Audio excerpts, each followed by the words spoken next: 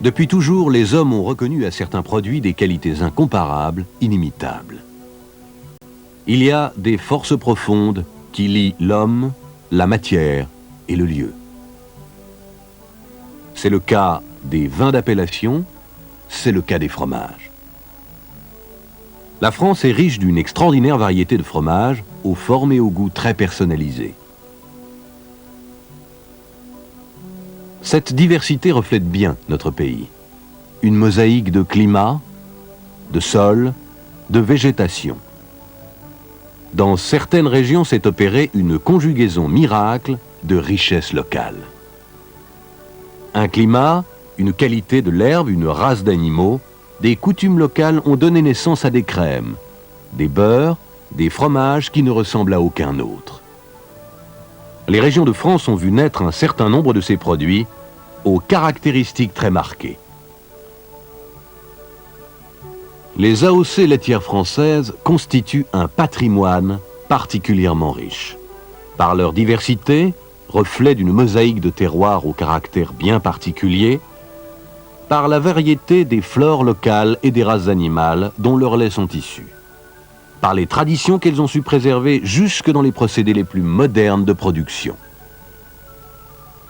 À ce jour, 32 fromages, 2 beurres et une crème fraîche se sont vus reconnaître une personnalité unique, consacrée par une signature prestigieuse, l'appellation d'origine contrôlée, l'AOC.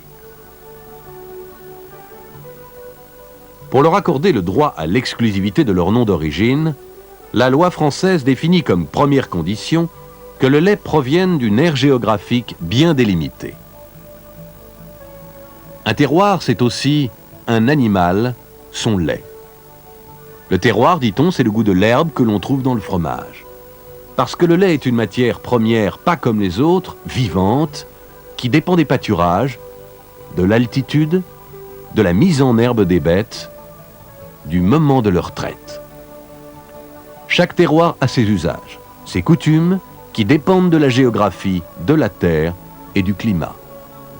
Mais y a-t-il autant de fromages AOC qu'il y a de fromages de terroir?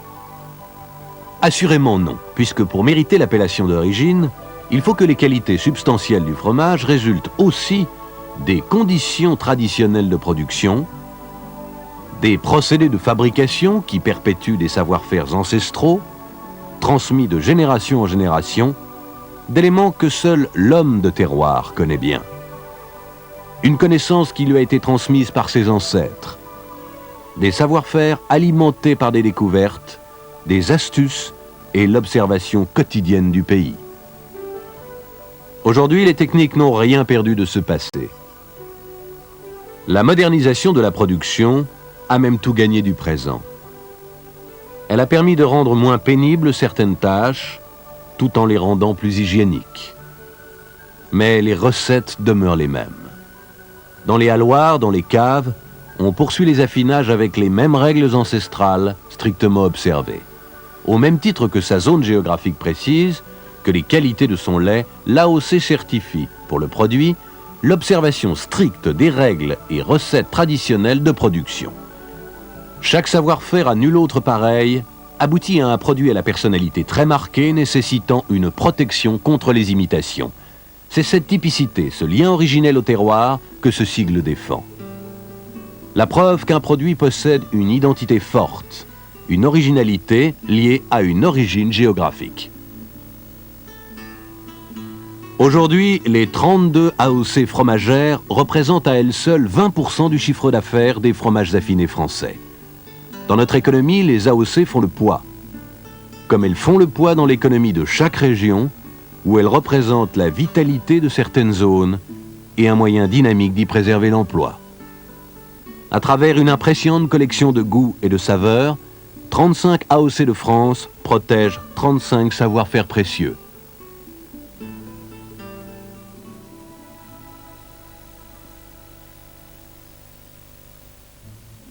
Commençons par une famille de fromages dont les Français se sont fait une spécialité, les fromages à pâte molle. Ces fromages à la pâte onctueuse ont la richesse des herbages épais et abondants du nord de la Loire dont ils sont issus. Parmi les plus répandus, nous trouvons tous ceux qui sont recouverts d'un fin duvet blanc. Ce sont les pâtes molles dites à croûte fleurie, avec ses 5 AOC prestigieux. Le camembert de Normandie, les brie de Meaux et de Melun, le chaours et le Neuchâtel, ce joli cœur de Bray. Toutes ces AOC sont faites à partir de lait de vache, avec un caillage très rapide de 2 heures maximum. L'écoulement du petit lait, le sérum résiduel, se fait spontanément sur un plan incliné, dans des moules plats. Pour qu'il reste très moelleux, on leur a gardé beaucoup d'humidité au moulage. Le raffinage se fait en cave fraîche, entre 8 et 14 degrés pendant les 15 premiers jours. Il se finit souvent sur le point de vente lorsque la masse crayeuse de leur centre a laissé la place à une pâte souple et élastique. La plus ancienne et célèbre de ces pâtes fleuries est sans doute le brie de Meaux. Prince des fromages sur la table des rois et des empereurs depuis Charlemagne, il a souvent été imité, mais sa saveur noisetée et son coulant sont uniques lorsqu'il provient de son terroir. Il se présente sur un paillon comme un magnifique disque blanc de 35 cm de diamètre et de faible épaisseur. On les déguste à point, juste avant qu'il ne coule. Son frère de lait, le brie de Melun, provient de la même région avec Melun comme centre de production. Sa grande différence est d'être plus épais et plus petit que celui de Meaux. Sa croûte prend le rouge si l'affinage se prolonge et son goût est plus fruité, plus ample, légèrement plus relevé. Leur petit cousin, c'est probablement le plus populaire des Français, le camembert de Normandie. Une institution. Très ancien fromage normand, sa recette date de la Révolution, inventée par une jeune fermière du pays d'Auge, Marie Harel. Aujourd'hui, cette recette, imitée dans beaucoup de régions, fait que beaucoup de fromages peuvent s'appeler camembert, mais le seul véritable camembert de Normandie est fait en Normandie, au lait cru émoulé à la louche. Tout le monde connaît sa boîte de bois très mince, faite pour terminer sur le point de vente son affinage. On le consomme à point quand le duvet blanc commence à roussir par endroits et quand la pâte est moelleuse à cœur, mais non coulante. À ce moment-là, il dégage une odeur de pomme. 2 autres spécialités très anciennes à croûte fleurie ont le droit à l'appellation contrôlée. Toutes 2 sont produites sur de très petits terroirs autour de la ville de leur nom, Chaours en Champagne et Neuchâtel en Normandie du Nord. Leurs pâtes ont un cœur blanc moussé, très onctueux, entouré d'une fine crème. Le chaours est invariablement cylindrique et épais, on l'aime pour son goût un peu acide. Le Neuchâtel existe par contre en 6 formes, variant de la briquette au cylindre, la plus connue étant le cœur, qui lui a donné son surnom de cœur de Bray. Fermier, il est posé sur un paillon, laitier, il est emballé dans du papier. Passons aux autres pâtes molles. Encore une famille que l'on pourrait sans peine distinguer par la couleur et par l'odeur. Ce sont les pâtes molles à croûte lavée. Leur format est plus grand que leurs frères à croûte fleurie. Du fait de leur taille et d'une pâte moins hydratée, leur durée de conservation est allongée. C'est une caractéristique qui leur vient de l'histoire. On les servait dans les campagnes comme plat principal, c'était la viande du pauvre. Pour les fabriquer, on procède en gros comme pour les croûtes fleuries, mais leur caillé, lui, est rompu pour qu'ils se déshydratent plus vite. Et c'est le lavage de la croûte pendant l'affinage qui leur donne cet air de famille coloré, du blond doré à l'ocre rouge. Chaque AOC garde jalousement le secret de ce lavage, ici à la bière, là au cidre, ailleurs au marc. Ces secrets font que les AOC de ces pâtes à croûte lavées comptent 7 noms. 7 noms de ténors qui évoquent les odeurs les plus fortes de ce plateau. Maroilles, Époisse, Langres, Livarot, Pont-l'Évêque, Mont-d'Or, Münster. Premier ténor, le maroilles. Un fromage millénaire. Territoire exclusif, la Thiérache. Fromage de longue maturation, il est présenté sous différentes tailles, toujours carré. Deuxième ténor, le Livarot. Autre AOC de petit territoire, très limité en Basse-Normandie. Tout rond, bien épais, entouré de 5 bandelettes, les lèches, qui explique son surnom de colonel, et une odeur si forte que le poète n'a pas hésité, lui, à l'appeler les pieds de Dieu. Autres AOC sur leur zone restreinte autour de leur village de Bourgogne, l'Époisse et le Langres. L'Époisse, qui s'apprécie frais, sur place, se consomme très fort ailleurs mais jamais coulant. À l'affinage, sa saveur corsée s'amplifie grâce à des lavages successifs au marc de Bourgogne. Le Langres se reconnaît à sa petite cuvette au sommet que, traditionnellement, on remplit de marc de Bourgogne. De sa masse brune se dégage une odeur pénétrante et fruitée. Le Münster est un fromage des monastères du Moyen-Âge. Son bouquet unique lui vient des hautes pâtures des Vosges, pleines de graminées sauvages. Il est appelé aussi Münster Jérômé. Il est présenté en large disque de 13 à 19 cm. On le consommera tendre, affiné à cœur, non coulant. Moins fort, fabriqué avec des laits plus doux, le Pont-l'Évêque, l'autre grand normand. Sa réputation n'a cessé de croître. Son goût et son odeur, bien que prononcés, sont généralement mieux acceptés que ceux des grands ténors. Aujourd'hui, presque toujours présenté en boîte et enveloppé dans du papier sulfurisé, il ne doit être ni brunâtre, ni dur, ni creux. Il doit fleurer bon le terroir et non l'ammoniac, avec une saveur affirmée mais non piquante. Exception parmi les croûtes lavées, voici un soprano, le Mont d'Or ou Vacherin du Haut-Doubs. Pur produit de la montagne, ces fervents amateurs attendent chaque année sa saison qui va d'octobre à mars, quand les troupeaux regagnent les tables après avoir passé l'été dans les hauts pâturages. Il a une particularité, sa saveur douce, renforcée par l'écorce d'épicéa dont il est cerclé. Son affinage s'achève dans sa boîte, où on aime le déguster comme il se doit, à la petite cuillère. Après les pâtes molles à croûte fleurie et à croûte lavée, voici leurs petits cousins à croûte naturelle, les AOC chèvres. Pâtes molles au départ, la technique de fabrication est la même, sauf que les fromages de chèvre ne sont pas ensemencés. En vieillissant, leurs pâtes durcissent en concentrant les arômes, ce que les connaisseurs savent bien puisqu'ils les apprécient à tous les stades. Tendres, fermes, dures ou secs. Leur croûte est naturelle. Les seules moisissures qui se forment sont sauvages, provenant de l'air tiède dont on les entoure. Tout le monde sait que la chèvre est adaptée aux sols peu fertiles, plutôt secs. C'est pourquoi les terres calcaires à vignes donnent les meilleurs fromages de chèvre de France. Ces 6 AOC, appellation célèbre dans le monde entier. Le crottin de Chavignol, sur le territoire du non moins célèbre vin de Sancerre. Son nom lui vient, dit-on, du petit croc, une lampe à huile de la région qui inspira la forme des moules de fabrication. Il a une odeur caprine légère, mais sa saveur est très typée, surtout quand il durcit en automne jusqu'à devenir cassant. Deuxième AOC chèvre, le sel sur chair, issu d'un autre fameux terroir de vignoble, le Quincy. Il est fait de caillé non brisé pour que sa pâte conserve une bonne densité. Sa couleur grise provient de la poudre de charbon de bois que l'on mélange à son salage pour absorber l'humidité. Bien bleuté et ferme, il est au mieux de sa forme en plein été, comme beaucoup de chèvres d'ailleurs. Celui-ci, c'est le Pouligny-Saint-Pierre. Il n'est pas né très loin, dans la vallée de la Brenne. Son AOC recouvre 32 communes, c'est petit, mais le microclimat qui règne là est idéal pour les chèvres qui y trouvent cerisier, landes et sainfoin. Son surnom de Tour Eiffel lui vient de sa forme pyramidale unique et de sa couleur bleu acier. Son cœur est uniformément blanc ivoire et sa saveur prononcée, surtout au début de l'été. Ce cylindre bleuté, c'est le Sainte-Maure de Touraine. Il est souvent traversé par un fétu de paille que l'on enlève avant de couper. On le choisit à croûte très fine et on aime son goût caprin bien développé. Cet autre AOC, c'est le Chabichou du Poitou, aux appellations locales très diverses. Ces petits cônes tronqués recouverts d'une fleur blanche ou bleue ont une pâte bien ferme et une saveur délicate. Dans les montagnes des Cévennes et les vignobles de la Drôme, les paysages sont plutôt secs. C'est le terroir de notre 6e fromage de chèvre AOC, le Picodon. Comme la chèvre y est le seul animal producteur de lait et qu'elle n'en donne que l'été, on conserve ce lait pour l'hiver sous forme de petits palets qu'on moule et qu'on laisse sécher à l'air ambiant. En s'affinant, les picodons deviennent de plus en plus secs et forts. Autre grande famille d'AOC, les pâtes persillées, les bleus. On les appelle ainsi parce qu'ils présentent tous des marbrures vertes ou bleues au cœur de leurs pâtes. Ce sont des fromages de montagne. L'origine de leur fabrication remonte au berger de légende qui, fuyant l'orage, laissa derrière lui, au creux d'une grotte, un peu de fromage sur un crouton de pain. Que croyez-vous qu'il retrouva quelques semaines plus tard? Du roquefort.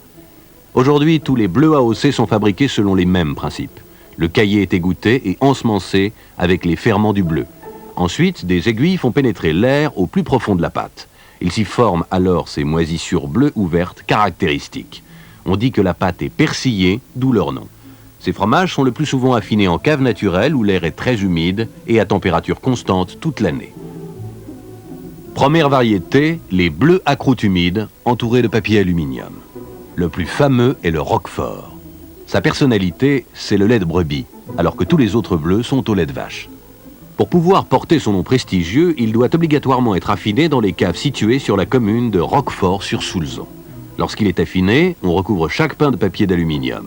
C'est lui qui va porter la brebis rouge, qui, avec le sigle AOC, donne la garantie de son authenticité. Il est bon à partir de 3 mois et peut se consommer à longueur d'année. Il dégage un bouquet aux saveurs fines et prononcées. Rien de mieux qu'un verre de Sauterne pour l'apprécier pleinement. Les autres bleus sont le bleu d'Auvergne et le bleu d'Écosse, tous deux de forme cylindrique. Leur persillage diffère, vert et abondant dans la pâte de l'Auvergne, plus espacé et bleu dans celle du Causse. Autre différence d'origine, la flore sauvage particulière de chacun des deux terroirs, ainsi que les conditions d'affinage en cave naturelle pour le bleu d'Écosse. D'où la personnalité de chaque goût. Puissante et généreuse pour le bleu d'Écosse, douce et ardente pour celui d'Auvergne. Les bleus de l'autre variété sont les bleus à croûte sèche. Une croûte dure, jaunâtre ou grise. Ce sont les fourmes d'Ambert et de Montbrison et les bleus du Jura. Ces bleus ont en commun une qualité, leur lait a été collecté en altitude. Les monts du Forez ou les hauts plateaux du Jura. Ils ont conservé les modes de fabrication montagnards authentiques de leur AOC. D'où leur forme et leur goût très typés. Les fourmes d'Ambert et de Montbrison, avec leur forme caractéristique de haut cylindre de 2 kg et leur saveur très douce et fruitée. Voici les bleus de Gex ou de Sémoncel, large meule plane à talons convexes à la pâte onctueuse et à l'odeur de noisette. Cantal, Laïol, Salers, Saint-Nectaire, Reblochon, Abondance et Ossau-Iraty sont les 7 appellations d'origine qui forment la famille des pâtes pressées non cuites. Tous naissent du même processus, fromage de montagne, ils doivent se conserver, donc être égouttés très vite et puissamment. Pour cela, le caillé est vite tranché et brassé afin d'obtenir des granulés, puis emmailloté dans une solide toile et passé au pressoir. La masse obtenue est plongée dans la saumure, puis frottée de sel à sec. Très vite, la croûte apparaîtra. Mais il faudra 2 à 3 mois pour que l'affinage aboutisse. Les plus gros sont le Cantal, le Laïol et le Salers. Ils sont très complexes à fabriquer et ils peuvent se conserver plusieurs mois. Le Cantal fermier ou laitier se consomme jeune ou entre 2 à 3 mois. Certains connaisseurs le préfèrent même très vieux avec une croûte bosselée. Cette croûte doit s'enfoncer en veinure ambrée dans une pâte grasse et onctueuse. Fruité, il a le goût du lait avec une saveur noisette. Son origine AOC s'étend sur 72 communes du Cantal et du Puy-de-Dôme. Le Laïol est fabriqué en altitude mais aussi en laiterie et en buron. Son authentification, un taureau et le nom de Laïol imprimé à même la croûte. Son goût franc et rustique augmente avec l'âge. Le Salers, lui, porte une plaque d'aluminium de couleur rouge. Sa fabrication est fermière pendant l'estive. Il se conserve longtemps, ce qui enrichit ses goûts. Le Saint-Nectaire est plus petit que ses cousins de la région. Son terroir AOC est volcanique, à 1000 mètres d'altitude et sur 72 communes lui aussi.